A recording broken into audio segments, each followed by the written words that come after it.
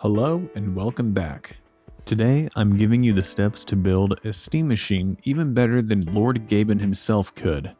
Luckily, I don't own a yacht, so I can give you better insight on what will be a better value for your buck. If you weren't aware, Valve has just released the steam machine for $1,050 at its current starting price. This gets you an AMD Zen 4 processor with 6 cores and 12 threads, an AMD RDNA 3 GPU with 8GB of VRAM, an HDMI port, a few USB ports, Ethernet, an interchangeable faceplate, and an NVMe that is modular or replaceable or upgradable, along with 16GB of DDR5 RAM clocked at 5600 MHz, which is making up majority of the cost for this underpowered Gabe Cube. The reason that RAM and NVMe prices drove up the cost of this so-called machine, in short, is because of the big AI, which is another topic for another video. Now, while you might say that this is to be expected and that the AI bubble and the RAM crisis are all just a product of the times,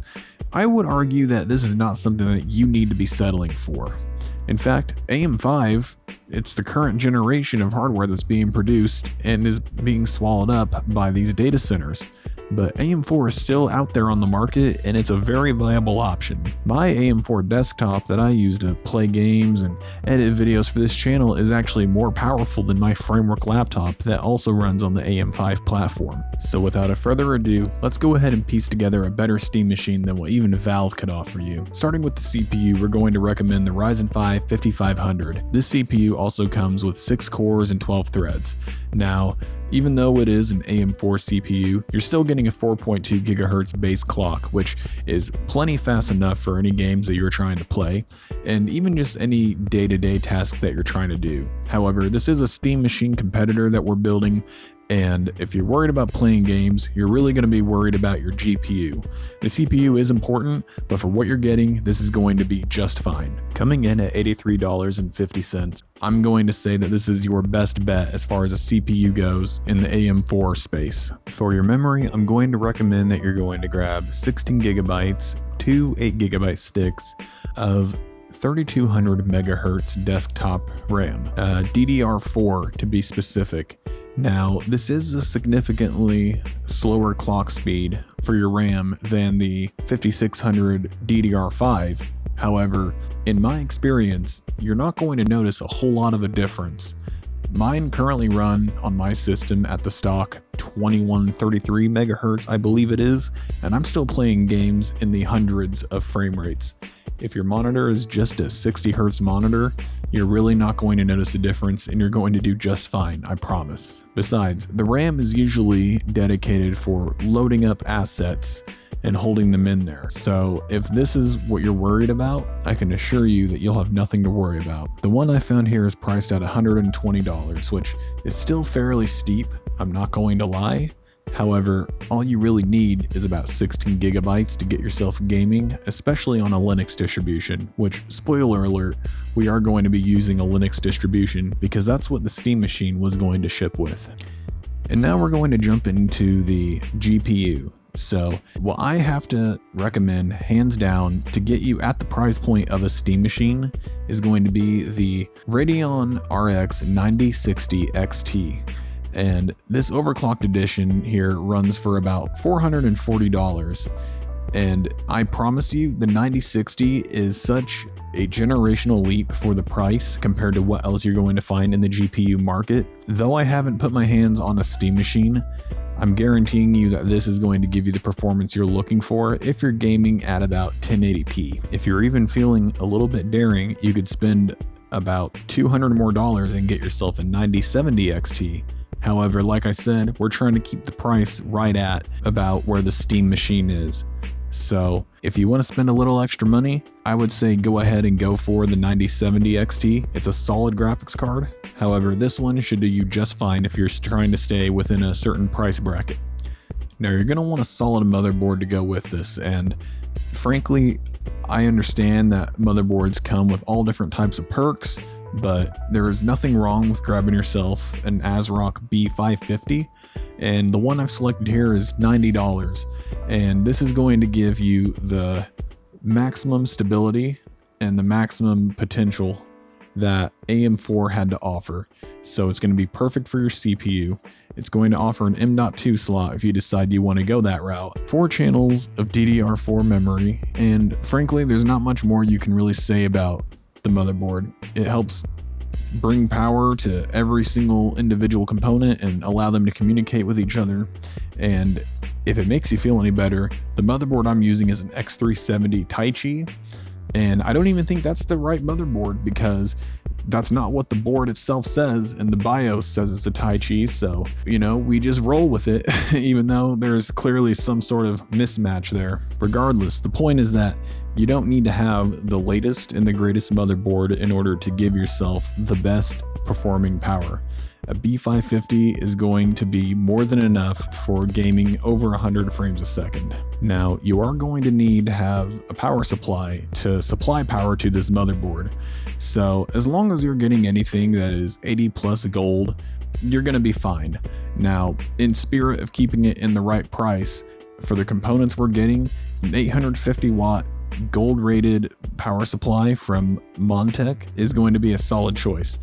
I like this one in particular because at $80 you're getting something that is fully modular, is PCIe 5.1 ready, so it gives you tons of future proofing, and has a 10-year warranty. So if, say, 5 years down the line you decide you want to upgrade, you can just pop this out of your existing Steam machine and put it into your new Steam Machine 2. Now this is where it's going to become a bit polarizing for some of you, perhaps.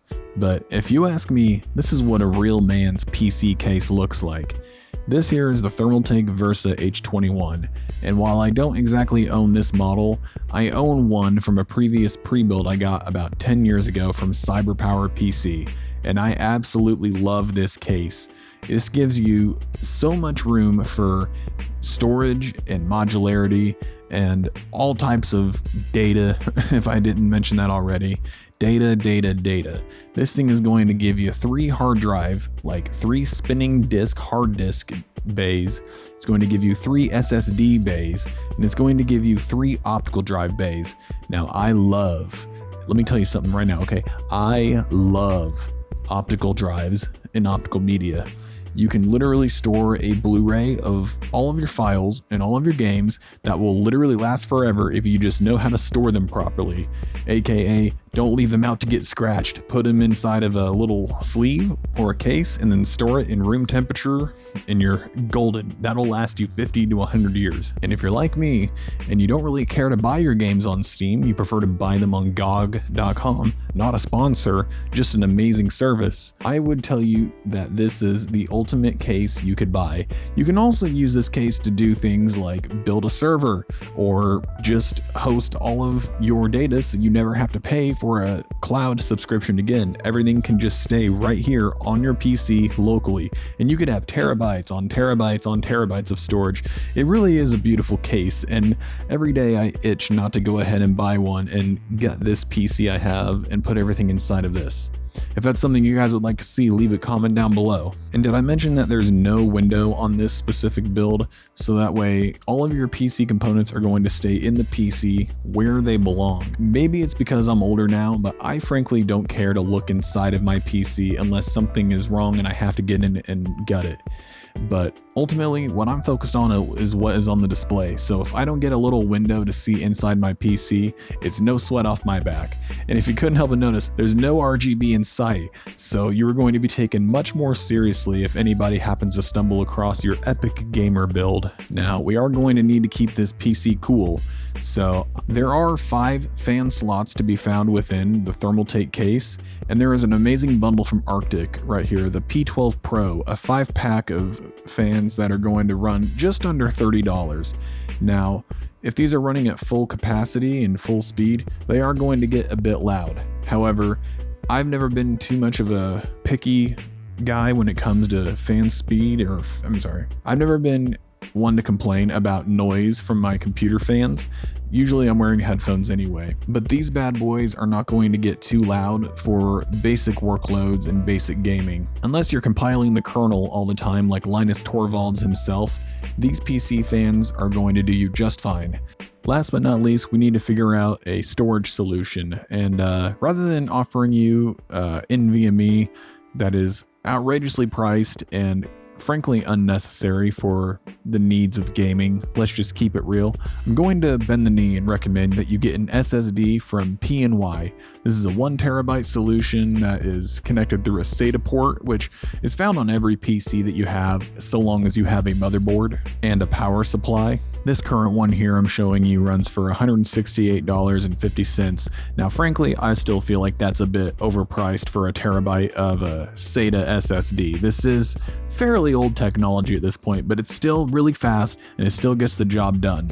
And I think that 1TB being double what the Steam Machine offers, getting us at the net cost of a Steam Machine, is a solid deal. You're not really going to notice an FPS difference or things loading in slower if you're using this over an NVMe drive. Let's just keep it real. And as a bonus, you are going to need an operating system. So what I'm going to recommend is Bazzite. This is a Linux-based operating system that gives you the SteamOS experience. It's an amazing solution. However, there's other alternative solutions like CachyOS, which has a handheld or big screen mode version of their operating system. I see a lot of people say that CachyOS is better for performance and that it's got better low 1% and then it's got better 1% lows as compared to other distros, and you get an overall smoother gaming experience with CachyOS. I don't know a whole lot about it because I haven't used it. I'm thinking about switching, and if that's a video you want to see and maybe me go in more depth of a comparison between Bazzite and CachyOS, leave a comment down below. And that takes us to our grand total of $1,064.39. Now, this is before tax, but so is the Steam Machine. And this is not including a controller. The Steam controller is already being sold individually for $100, but for an additional $80 on the $1,050. So what? You're looking at $1,130. You can get the Steam controller added on with it. Now, I'm currently in reservation for the Steam controller, and I'm even in reservation for the Steam Machine 512GB model with a Steam controller, admittedly. Whichever one gets me that Steam controller first is the one I'm getting. If I gotta buy the Steam Machine and then I gotta sell it after the fact, so be it. Whatever. I'm not going to try and scalp anybody. I'm going to just sell it and get my Steam controller, damn it.